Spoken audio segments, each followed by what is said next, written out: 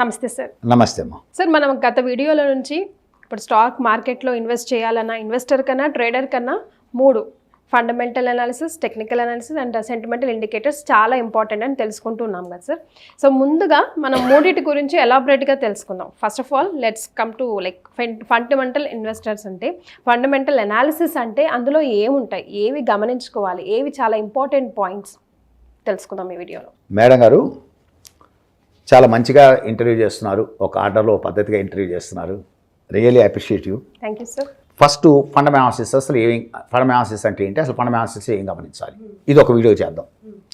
దీని తర్వాత ఇంకో వీడియోగా టెక్నాలజీస్, ఇండికేటర్స్ మెయిన్ ఏం చూస్తే బాగుంటుంది అలాంటిది ఒక వీడియోగా చేద్దాం.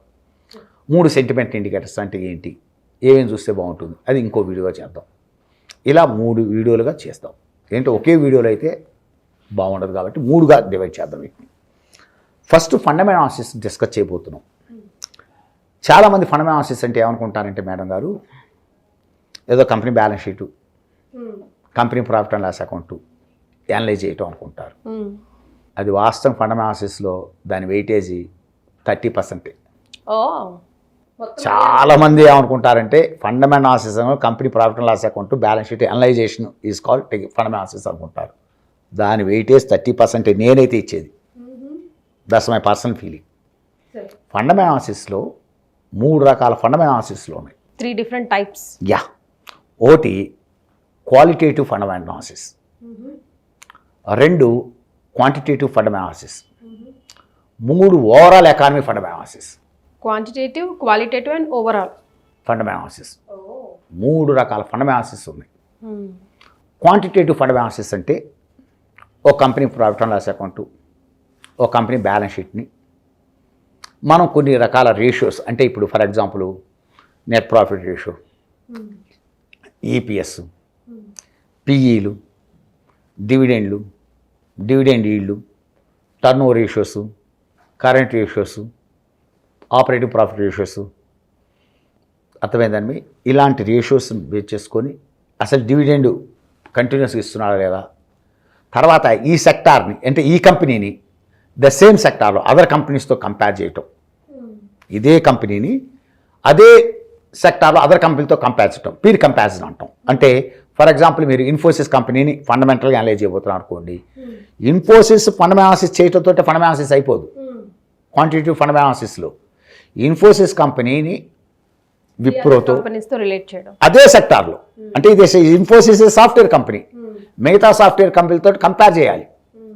అంటే for example Wipro, TCS, HCL technologies, tech Mahindra ఇలాంటి కంపెనీలతో కంపేర్ చేస్తూ వాటితో పాటు అంటే వాటి ఫండమెంటల్స్, ఈ కంపెనీ ఫండమెంటల్స్, వాటి యొక్క షేర్ ప్రైసు ఈ యొక్క కంపెనీ షేర్ ప్రైసెస్తో కంపేర్ చేసి ఇది మంచి రేట్లో ఉందా తక్కువ రేట్లో ఉందా అని అనలైజ్ చేయటం.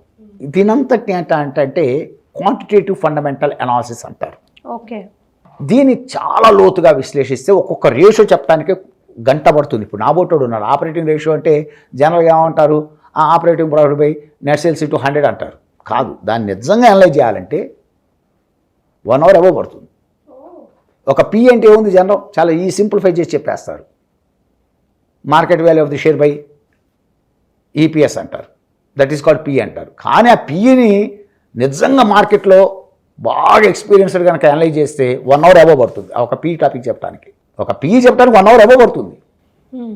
అందువల్ల అసలు ఆ కంపెనీ అసలు బ్యాలెన్స్ షీట్ అంటే ఏంటి, బ్యాలెన్స్ షీట్లో ఉండే ఫిగర్స్ ఏంటి, ప్రాఫిట్ అండ్ లాస్ అకౌంట్ ఏంటి, ఆ ఫిగర్లు ఏంటి, దాన్ని అనాలిసిస్ చేయటం ఏంటి, మిగతా కంపెనీతో కంపేర్ చేయటం ఏంటి, ఇదంతా ఇస్ వ్యాస్ట్ సైన్స్. ఇదంతా క్వాంటిటీలో తెలుస్తుంది. క్వాంటిటేటివ్ ఫండమెంటల్ అనాలిసిస్ అంటారు. ఇది వన్. తర్వాత క్వాలిటేటివ్ ఫండమెంటల్ అనాలిసిస్ అంటే ఫస్ట్ దీంట్లో ఒక 5 చూస్తాం. ఫస్ట్ ప్రమోటర్ యాటిట్యూడ్ చూస్తాం. ఈ ప్రమోటర్ ఎవడు, అసలు వీడి గత చరిత్ర ఏంటి. ఏదో ప్రతి బుల్ మార్కెట్లో 8 ఏళ్ళకో 9 ఏళ్ళకో వచ్చి బుల్ మార్కెట్ ఎండ్లో స్టాక్ను ఆపరేట్ చేసి జనాల కంట కట్టి కనపడకుండా పోయేవాడు. ఏ 150కో 200కో తీసుకెళ్తాడు, మళ్ళీ జనాల కంట కడతాడు, మళ్ళీ రూపాయి పాలకు వస్తాడు బేర్ మార్కెట్ ఎండ్కి, మళ్ళీ బుల్ మార్కెట్ ఎండ్కి మళ్ళీ బుల్ మార్కెట్కి వస్తాడు, మళ్ళీ ఒక 10 ఏళ్ళ తర్వాత మళ్ళీ ఆపరేట్ చేస్తాడు, మళ్ళీ అంట కడతాడు, మళ్ళీ వెళ్ళిపోతాడు.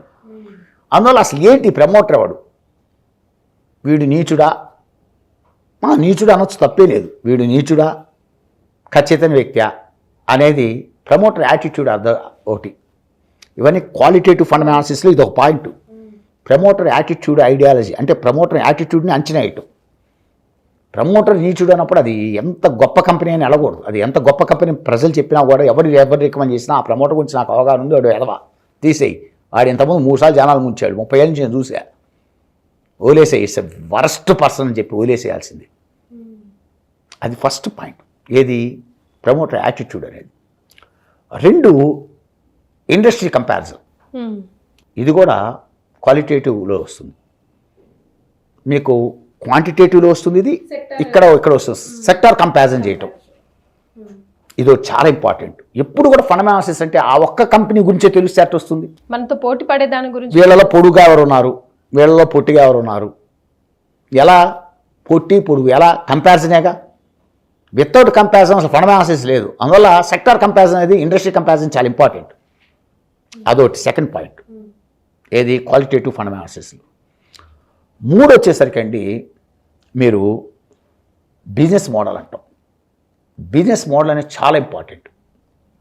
కంపెనీ అండి ఎప్పుడు కూడా కాలంతో పాటు మార్పులు చెందుతుందా లేదా, టెక్నాలజీ చేంజ్ అవుతుంది అంటే రీస్ట్రక్చరింగ్ జరుగుతుందా లేదా, కంపెనీలు ఎప్పటికప్పుడు రీస్ట్రక్చర్ చేస్తున్నా లేదా, అంటే డెప్ట్ రీస్ట్రక్చరింగ్ అంటాం, అంటే అప్పులు తగ్గించుకుంటున్నా లేదా, లేదు టెక్నాలజీ రీస్ట్రక్చర్ జరుగుతుందా లేదా, హ్యూమన్ రిసోర్సెస్ రీస్ట్రక్చర్ జరుగుతుందా లేదా, లేదు ఇవన్నీ కాకుండా అసలు పబ్లిక్ స్ట్రాటజిక్స్ అంటే public behaviour, ideology, thoughts, psychology మారిపోతుంటుంది. వీటన్నిటినీ అందుకని పెద్ద పెద్ద టాప్ కంపెనీలు, ఫారిన్ కంపెనీస్, ఇండియాలో కల్చర్ లేదు యాక్చువల్గా. ఇండియాలో చాలా పెద్ద గ్రూపులు ఉన్నాయి చూసావా, ఈవెన్ దో రిలయన్స్, టాటా గ్రూపులు కూడా చేయవు. కానీ వరల్డ్ అట్లా ఉండదు. యూరోపియన్ కంట్రీస్లో, అమెరికన్ కంట్రీస్లో కన్జ్యూమర్ గుడ్స్ కంపెనీస్ ఎప్పుడు కూడా they are concentrated consumer ideology. Fashions change అవుతుంటాయి. ఇప్పుడు ఓ 30 years బ్యాక్ డ్రెస్కి, అమ్మాయిలు వేసుకునే డ్రెస్కి, ఇవాళ అమ్మాయిలు వేసుకునే డ్రెస్కి ఎంత తేడా ఉంది. Fashions changed. మగవాళ్ళు వేసుకునే డ్రెస్కి 30 years బ్యాక్ ఇవాళ వేసుకునే డ్రెస్కి ఎంత తేడా ఉంది. బండ్లు వాడే విధానికి ఎంత తేడా వచ్చింది. ఎన్ని మోడల్స్ వచ్చేసినాయి అంటే పబ్లిక్ యాటిట్యూడ్ మారిపోతుంటుంది. ఈ పబ్లిక్ యాటిట్యూడ్ సర్వే రిపోర్ట్స్ అంటాం వాటిని, స్టాటిస్టిక్ రిపోర్ట్స్ తీసుకొని దాని ప్రకారం కంపెనీ యొక్క ప్రోడక్ట్ని చేంజ్ చేసుకోవాలి. ట్రెండ్కి అనుకూలంగా ప్రోడక్ట్ చేంజ్ చేసుకోవాలి. Elegance of the product, packing అన్నీ చూసుకుంటుండాలి. దాన్ని బిజినెస్ మోడల్స్ అంటాం. అడ్వర్టైజ్మెంట్ ఐడియాలజీ మారిపోతుంటుంది. దీన్ని వచ్చేసరికి మనం బిజినెస్ మోడల్ కింద తీసుకుంటాం. అది 3 ఫండ్ అనాలిసిస్లో. క్వాంటిటేటివ్లో 3వ పాయింట్ అత్యంత ముఖ్యది కాంపిటేటివ్ అడ్వాంటేజ్. అంటే మోనోపలి బ్రాండ్ ఉందా లేదా అని చూస్తాం. ఇప్పుడు నెస్టల్ ఉంది, బ్రిటానియా ఉంది, అవి మోనోపలి బ్రాండ్స్, నో డౌట్. అంతే, అది చాలా ఇంపార్టెంట్. అదొకటి చూస్తాం. అందులో ఆ బ్రాండ్ ఇమేజ్ అనేది అసలు మోనోపలి బ్రాండ్ ఏం, మోనోపలి బ్రాండ్లో మోనోపలి ఉంటాడు కొన్ని, అదొక చాలా ఇంపార్టెంట్ చూస్తాం. 3వది కార్పొరేట్ గవర్నెన్స్, చాలా ఇంపార్టెంట్. అంటే కంపెనీ బైలాస్ కానీ, రెగ్యులేషన్స్ కానీ, తర్వాత కార్పొరేట్ లాస్ కానీ, ఇవన్నీ protecting the investors and share holders యొక్క ఇంట్రెస్ట్ని, అంటే పబ్లిక్ అంటే షేర్ హోల్డర్స్ కానీ ఇన్వెస్టర్స్ యొక్క ఇంట్రెస్ట్ని ప్రొటెక్ట్ చేస్తున్నాయా లేవా ఆ కంపెనీ బైలాస్ కానీ, ఏవైనా కానీ, రెగ్యులేషన్స్ కానీ, ఇవన్నీ గమనించుకోగలగాలి. వీటన్నిటి మీద అవగాహన అంటే అంత తేలిక కాదు. అందుకనే ఒక గొప్ప వ్యక్తుల దగ్గర మీరు ట్రైన్ అవ్వండి అని ఎందుకు చెబుతాం అనుకున్నావు? ఇన్ని విషయాలు పరిగణలో తీసుకోవాలి. ఫండ్ అనాలిసిస్ అంటే ఏదో కంపెనీ బ్యాలెన్స్ షీట్ రావడం లేదు, సెకండ్ పీ చూశాను, ఒక ఈపీఎస్ చూసేసాను, అయిపోయింది, కేలు కథం దుకాణం బంద్ అనకూడదు. ఇన్ని చూడాలి. ఇంకోటి 3వది వచ్చేసరికి అత్యంత ముఖ్యమైనది ఫండ్ అనాలిసిస్లో. 3వది వచ్చేసరికి మీకు ఓవరాల్ ఎకానమీ ఫండమెంటల్స్ చూసుకోవాలి. అంటే జీడిపి ఎలా ఉంది, ఇన్ఫ్లేషన్స్ ఎలా ఉన్నాయి, ఐఏపీ డేటాలు ఎలా ఉన్నాయి, ఇవన్నీ చూసుకోవాలి. ఐఏపీ డేటాలు చూసుకోవాలి, అన్ఎంప్లాయ్మెంట్ డేటా చూసుకోవాలి, సేల్స్ డేటాలు చూసుకోవాలి. అంత డెప్త్ ఉండాలంటారు. మీకు అసలు ఇవి కాకుండా ఎక్స్పోర్ట్స్ అండ్ ఇంపోర్ట్స్ డేటా చూసుకోవాలి. ఇవన్నీ చూసుకోకుండా ఎట్ట కుదురుతుంది? నీకు పిఎంఐ ఇండెక్స్ అంటాం, అదేదండి పర్చేసింగ్ మేనేజర్స్ ఇండెక్స్ చూసుకోవాలి. అంటే అసలు ఇన్వెంటరీ లెవెల్స్ ఎలా పెరుగుతున్నాయా లేవా అని అంటే వాళ్ళు చెప్తుంటారు. ఇండెక్స్ ఇన్వెంటరీ లెవెల్స్ ఎలా ఉన్నాయి, అర్థమైంది, ఆర్డర్ బుకింగ్ ఎలా ఉంది, ఇవన్నీ పరిగణలో తీసుకోవాలి. దీని ఓవరాల్ ఎకానమీ ఫండమెంటల్స్ అంటాం. వీటన్నిటిని కలిపితే ఫండమెంటల్స్ అంటారు. అంతేగాని fundamentals company balance sheet, profit and loss account analyse చేయడం కాదు. ఇన్ని చూస్తే దాని ఫండమెంటల్స్. ఇది ఎవరికి తెలుస్తుంది? ఒక వ్యాస్ట్ ఎక్స్పీరియన్స్డ్, హైలీ క్వాలిఫైడ్ వ్యక్తి దగ్గరికి వస్తే they will discuss in order, ఒక పర్టికులర్ ఆర్డర్లో ఏది ఏంటి, దేని ఇంపార్టెన్స్ ఏంటి, ఎలాబొరేటెడ్గా డిస్కస్ చేస్తారు. అప్పుడు they will get success in stock market. అంతేగాని పడిగట్టు పదాలు 4 నేర్చుకొని అర్థం దాని బుక్ వాల్యూ ఎంత, వాళ్ళు బుక్ వాల్యూ చూడండి. నేను ఈ మాట చూస్తే చాలా నవ్వుతారు. ఎందుకు చూడ అనేది నేను క్లాస్లో చెప్తాను, ఇక్కడ చెప్పలేదు. అసలు బుక్ వాల్యూ చూస్తున్నా అంటే వాడు నా దృష్టిలో is a waste person. LKG elementary student లాగా. ఎల్కేజీ కాదు, అసలు ఈజ్ ఇన్నోసెంట్ అంతే. ఇప్పుడు చాలా మంది పెద్ద లిస్ట్ కూడా బుక్ వాల్యూ ఇంత, అది 300 రూపాయలు బుక్ వాల్యూ ఉంది, ఇప్పుడు 200 రూపాయలు ఉంది కొనని అంటాడు. అస్సలు నాకు నవ్వు వస్తుంది. ఎందుకంటే ఇవన్నీ కూడా ఏంటంటే ఫండమెంటల్స్లో చాలా మంచి రేషియోలోనే చూడాల్సినవి ఉన్నాయి.